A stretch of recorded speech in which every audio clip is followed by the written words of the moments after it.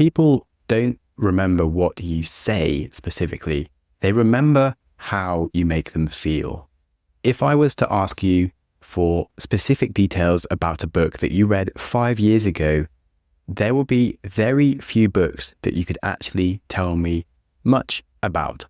Yet, nearly every single book that you've read, you could give me a score out of 10 about how good it was, because you remember how it made you feel.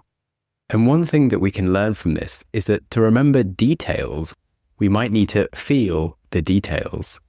And that doesn't seem intuitively useful for remembering equations for a maths test or learning how to build a website. But if we look at the psychology of learning, it's pretty obvious that the current schooling system doesn't actually give us a lot of help when we want to learn anything. There's a cool diagram called the learning pyramid, and at the top of it is the worst tool that you can use for helping someone retain information, and that is giving them a lecture. It has less than 5% retention of content. The next worst thing is reading about a topic that has 10% retention. Yet as students and as adults, that's covered the majority of the ways that we try to learn stuff. Things start to get a little better if we engage in visual learning with 20% retention. And if we get a live demonstration, it even jumps up to 30%. But our learning really starts to get actually useful if we start getting involved ourselves. That can be by engaging in discussion with others around what we're learning that has 50% retention. Or if we maybe journal on the topic ourselves and basically have a conversation with ourselves. However, things get much, much better if we start practicing doing the thing, and we can have 75% retention. But the best way to learn and remember anything is to teach it. In that way, you'll have maybe 90% retention of what the actual thing is that you're trying to learn. I know this might sound like it has nothing to do with what I mentioned before about emotions and how things make us feel. But if you try to memorize an equation by reading it, it doesn't make you feel very much except for perhaps bored. But if you try to teach equation, you might feel embarrassed or worried about parts that you don't know much about. You will feel concerned for the people that you're teaching and which parts they may have understood or not. You'll feel ecstatic when you see someone piece things together and they get it. So there are a lot of emotions and feelings related to teaching something that you won't get just by reading it. And because all of these different feelings are applying new tests to our knowledge, we'll end up building a much deeper understanding of the topic. So the pretty obvious instant conclusion here is that if you really want to learn something, the single best thing you can do is teach it. And I certainly haven't looked back when it comes to running the podcast and teaching others about psychology and mindsets. It's a perfect excuse for me to do some extra research, find extra stories, engage my curiosity to try and make something as interesting as possible whilst building a much deeper set of knowledge for myself. And I would highly recommend anyone does that. And so thank you so much for being a listener and supporting me on my own journey here. And what we're going to learn about today is the Feynman technique for learning and teaching things. It's going to be a really interesting episode that should give you a lot to dig into, take away, and maybe teach to someone else, because it's a really good system. As we've been talking about teaching, the actual concept of teaching could mean many things, which is why I want to specifically talk about Richard Feynman and his teaching technique, which is one of the things he is famous for. Feynman was actually famous for many things. He was a very influential physicist and considered one of the most brilliant teachers who has ever lived. He won a Nobel Prize in Physics for his invention of a diagrammatic technique for showing different movements of particles in quantum physics. Because this helped make what was going on so much more obvious, it led to many breakthroughs because it just made the dynamics of quantum particles so much more understandable and readable for people. In fact, his lectures on physics in Caltech University are so legendary that despite them being 60 years old, the 3-part volume of his teachings are considered some of the best teaching material for university physicists or anybody who is curious in physics. So I'd really recommend you look into them if you just feel like learning more about physics. And it's just amazing how good teaching can be really influential for others. He was part of the investigation team in the Challenger shuttle disaster.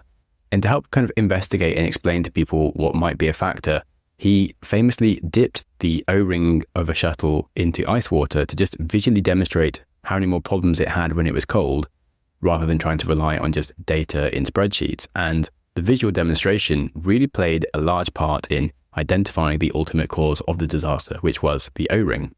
Anyway, what was his technique and where did it come from? It really came from how much he hated the way that so many people teach things badly and the result in how badly then people learn things. He has a quote that says, if someone uses a lot of complexity in jargon to explain something, they probably don't understand it. And this tool for looking at things is really useful to remember, because he really noticed you could see top students that would do well by just memorizing facts and terminology, but didn't have the actual in-depth understanding of what all their jargon-filled statements would mean, that they were just reproducing. And so he created a learning model that would prioritize teaching and breaking things down into their simplest form. It has 4 key stages that will help you master anything. The first is to go wide and then go deep. The second is to explain it to someone like they are 5. No jargon at all, just basic words that everybody would understand. Then the third step is to then take on feedback, assess it, restudy, rewrite things, and then finally organize everything you've learned and review it. And we'll just cover these steps in a little bit of depth. So the first one is to go wide and then deep. And you need to ask yourself, what's the topic you're trying to learn and what you really want to learn about it? And start with a blank page, write the topic at the top, and just write down everything that you know about that topic currently. And then, using the learning pyramid that we've discussed, go from the top, like reading about it, listening about it, discussing about it, and go towards the bottom. And as you do this, add any new different learnings or insights along the way to your blank page. And this completely matches what we know from psychology about diffuse and focused models of learning. Diffuse is the more like abstract, collecting ideas, cross-pollinating things, and focused learning is about zeroing in on one thing and going deep. And yes, this step isn't fast, but the point here is to become a master. The second step is to explain it to someone like they are 5. And this is progressing onto the teaching side of the pyramid. The goal is to try and find someone who doesn't have any basic understanding of what you're talking about. That's why you use the idea of a 5-year-old, but it could be a friend, a partner, a colleague, a classmate, your dog, doesn't matter. And the only real requirement is that the person is considered like uninitiated in the topic you're talking about. And now you have to distill and simplify everything you've learned to a point where they could actually understand it. And as I said, that means avoiding all jargon and acronyms and terminology and really simplifying it. And this actually means that you have to deeply understand what you are talking about, because you can't just rely on terminology that has a lot of concepts baked into it. You have to know what all those different underlying concepts mean to be able to explain it. And an important note here is that if you don't have someone to teach it to, you can just do this with your own notes or on a computer, write down everything you know on the topic and use simple language. And if your notes are digital, you can put them into the app called Hemingway, and that will test the reading level of what you have written, which is really useful because it will tell you when you're using complicated words or complicated sentence structures that would be hard for someone to engage in and force you to break it down and make it simpler. You can also use ChatGPT, ask it to pretend to be a student that doesn't know what you're talking about and that you need to practice teaching it like it's a 5-year-old and get it to score you. And this leads us nicely to step number 3, which is the feedback assessment and restudying.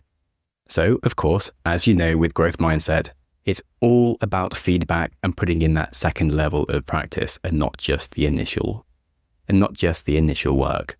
You need to get honest feedback from whoever your student was and then personally reflect on your performance to form a truly honest assessment of how you did.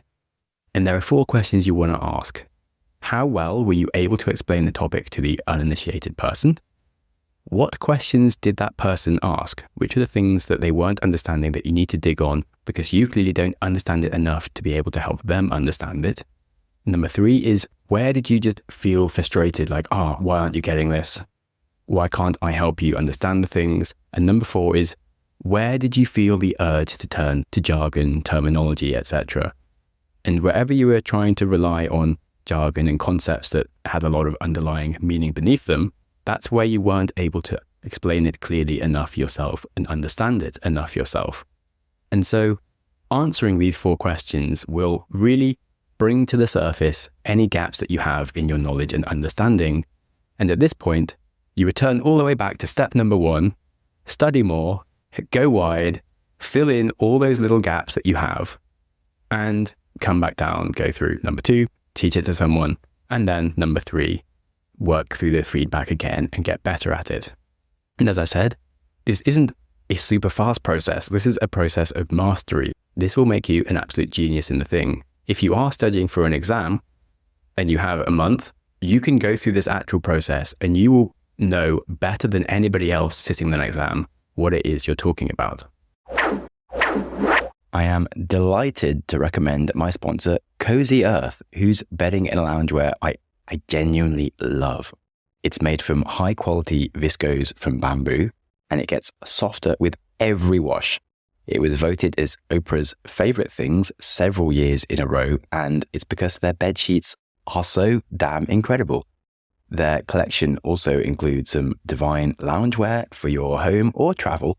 They have cute little tote bags to carry your gear anywhere. So whether you are exploring through a journey of personal growth or discovering new parts of the world, you can nestle up under starry skies with the softness of Cozy Earth's loungewear.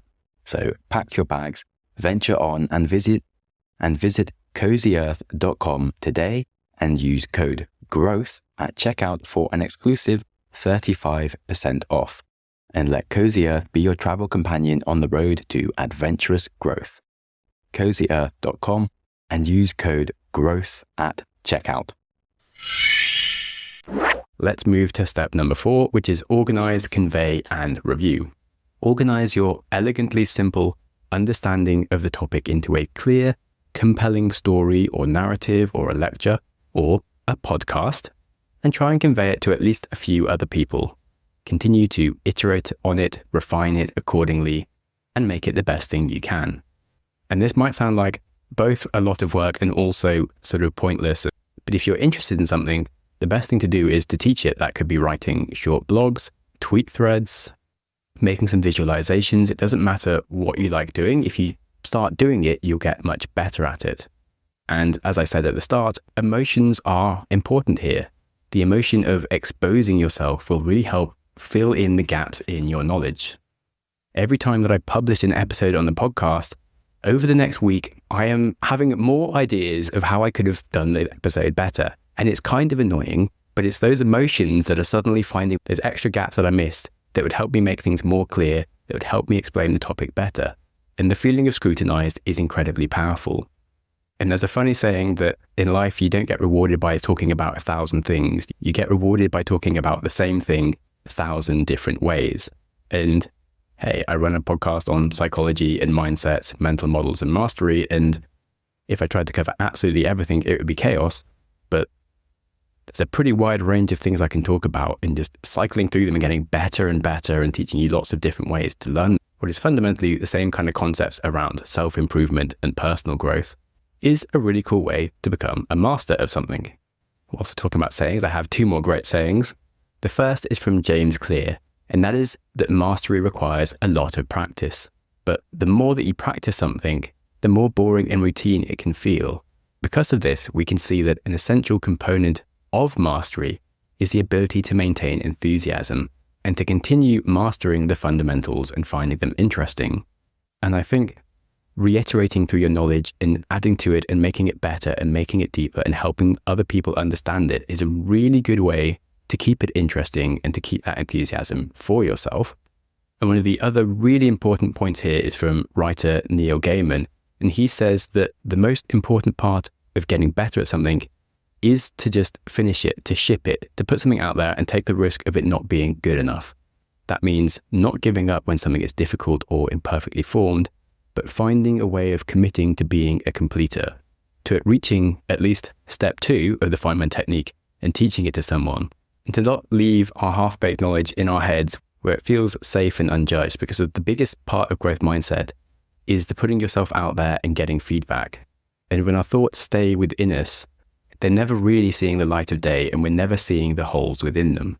That whole part of what are the bits that are frustrating that I can't get someone to understand? Where am I trying to use jargon? Those are the moments where you're realizing that you don't actually know what you think you know. And that's so important. So commit to finishing stuff and just putting it out there. And that's where so much of the learning is going to happen. Okay, sweet. We understand the Feynman technique, and now you can use this in your life to master anything. And it's such a powerful framework.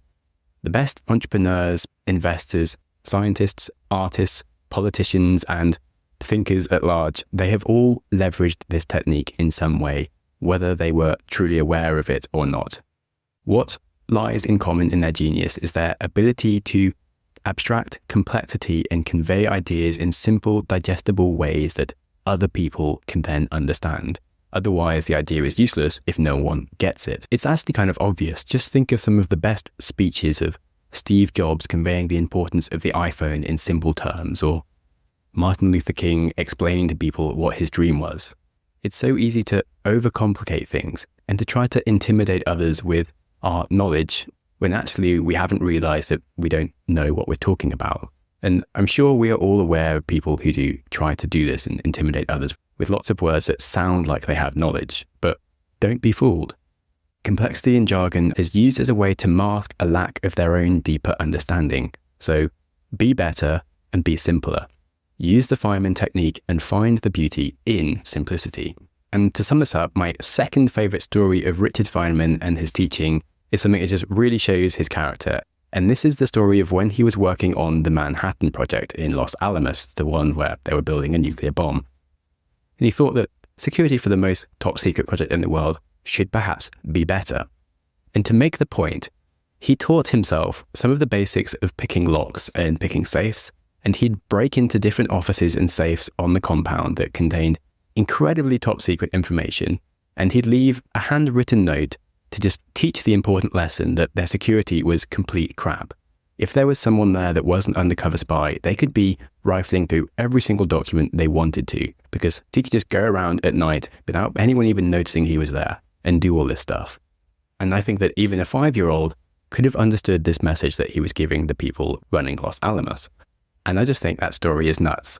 If you want to find out what my other favorite story is about him, well, this episode is long enough, so it will be coming up another time.